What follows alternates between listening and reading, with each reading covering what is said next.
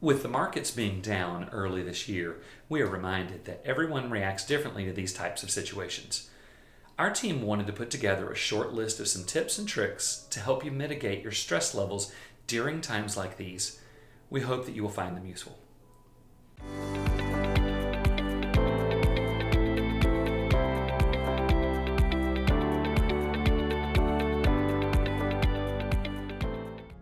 There's an overload of news flooding our screens 24/7, and it can be hard to catch a break. While being up to date with what is going on with market trends is important, there is a balance between being informed and information overload.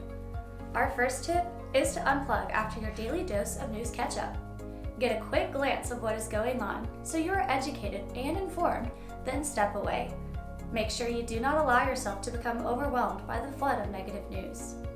In times like these, it is tempting to react quickly, especially when we see a headline that sparks an emotional reaction. It's understandable, and a lot of people do it. Tip number 2 is to try to avoid emotional or knee-jerk reactions. Allow yourself time to think rationally. We understand buying and selling needs to be done quickly, but if you're following the herd when the market is dropping, that is not a good indicator of smart investment choices. Your portfolio has been constructed based on your specific timeline and goals.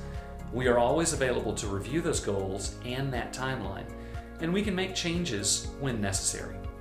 Our final tip is to watch history. History repeats itself, and the stock market is no different. After each crash or dip, at some point the market comes back up.